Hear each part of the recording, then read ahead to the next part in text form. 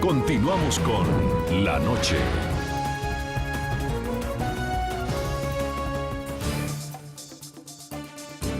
Continuamos en el programa La Noche. Desde que en el año 2009 entró en vigor a plenitud la jurisdicción de la Corte Penal Internacional en Colombia, las víctimas de crímenes de guerra y de lesa humanidad cuentan con una crucial oportunidad para que estos delitos no queden en la impunidad en caso de que la justicia colombiana omita castigar a sus máximos responsables.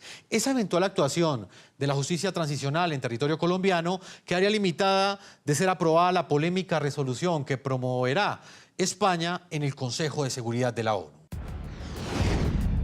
El 5 de agosto de 2002, el entonces gobierno del presidente de Colombia, Andrés Pastrana, ratificó el Estatuto de Roma, es decir, el tratado que en la Conferencia de Plenipotenciarios de las Naciones Unidas acordó la creación de la Corte Penal Internacional en julio de 1998. La instancia nació con un trascendental objetivo, la sanción efectiva de los más graves crímenes contra la humanidad y crímenes de guerra, por lo tanto, evitar que esta clase de delitos queden en la impunidad. Artículo 1. La Corte será una institución permanente, estará facultada para ejercer su jurisdicción sobre personas respecto de los crímenes más graves de trascendencia internacional de conformidad con el presente estatuto y tendrá carácter complementario de las jurisdicciones penales nacionales. La Corte Penal Internacional reconoce la jurisdicción de cada país si asume la obligación de juzgar a los responsables de crímenes internacionales. En caso contrario, el organismo entraría a operar para investigarlos y sancionarlos. La jurisdicción de la CPI para Colombia entró a regir en plenitud solo hasta el 1 de noviembre de 2009, tras 7 años de salvedad a los que se acogió el entonces presidente Pastrana para no aceptar durante ese tiempo la competencia de la Corte sobre crímenes de guerra. Al ya estar inmersa Colombia bajo vigencia plena de las competencias de la CPI y ahora en medio de un proceso de paz que negocia el gobierno del presidente Juan Manuel Santos con la organización terrorista de las FARC, las víctimas del conflicto tienen en sus manos, hasta el momento, la opción de la justicia internacional para exigir que crímenes de guerra y de lesa humanidad no queden en la impunidad. Sin embargo, el mandatario colombiano ha defendido la soberanía judicial de Colombia en diversos escenarios para aplicar una justicia transicional tras un eventual acuerdo de paz. Pedimos que se nos siga acompañando en este esfuerzo, respetando nuestras decisiones, nuestra forma de hacer las cosas y confiando que nuestras actuaciones nunca han sido ajenas a las sensibilidades de la comunidad internacional. Recientemente, el exsecretario de la ONU y Nobel de Paz, Kofi Annan, enfatizó que los máximos responsables de graves crímenes en Colombia deben responder ante la justicia. Pero la determinación debe ser llevar a rendir cuentas a los responsables de los crímenes más graves. No importará a la organización a la que se pertenece, importará si se es culpable o no. También el exfiscal de la Corte Penal Internacional, Luis Moreno Ocampo, en una entrevista concedida al programa La Noche, había advertido sobre la obligación que tiene Colombia de ejecutar las condenas de los máximos responsables de crímenes atroces. Eso es lo que dijo el actual fiscal, Fatou Bensouda, que tienen que pagar cárcel. A Colombia le piden que, además de hacer todo lo que está haciendo, que haya castigo para los máximos responsables. Y eso, cómo se articula, se verá. Señor Juan Daniel Jaramillo, jurista internacional, experto en temas relacionados con la Corte Penal Internacional. ¿Cómo interpretar entonces las declaraciones que da el presidente Juan Manuel Santos?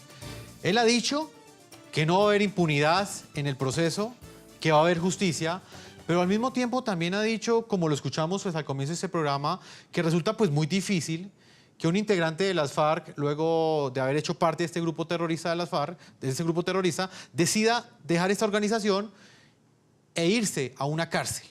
¿Cuál va a ser ese punto medio? ¿O cómo interpreta esa posición que está defendiendo el presidente Juan Manuel Santos? A ver, yo quiero interpretar al presidente Santos de la siguiente manera. Cuando él dice que no habrá penas simbólicas, no habrá indultos ni amnistías generalizadas, Yo debo entender que se refiere a aquellos individuos, a aquellos sujetos que han sido, repito, determinadores de crímenes, de estos 3 tipos de crímenes que ofenden gravemente a la humanidad. Y cuando él habla de que ningún guerrillero va a entregarse para terminar en una cárcel, yo entiendo que se está refiriendo al grueso de la guerrilla, que, ya lo acabo de decir, no tienen la obligación desde el punto de vista del derecho internacional humanitario, del derecho de la guerra, de pagar crímenes que han cometido obedeciendo órdenes. De manera que yo creo que esa es la forma de encontrar el punto medio y de entender las palabras del presidente de la República. Es que él ha repetido una y otra vez, y yo creo que él le está diciendo la verdad al país, que no habrá amnistías e indultos generalizados. Él es un presidente que conoce las dinámicas de la política internacional y sabe perfectamente que la sociedad civil internacional no le marcharía a amnistías e indultos generalizados. Permítame, voy con la doctora Marta Lucía Ramírez porque se me ha acabado el tiempo. Ex candidata presidencial, ¿le está mintiendo o no le está mintiendo el presidente Juan Manuel Santos a la opinión pública cuando dice que este proceso de paz no va a generar ningún tipo de amnistía general y que específicamente va a haber justicia?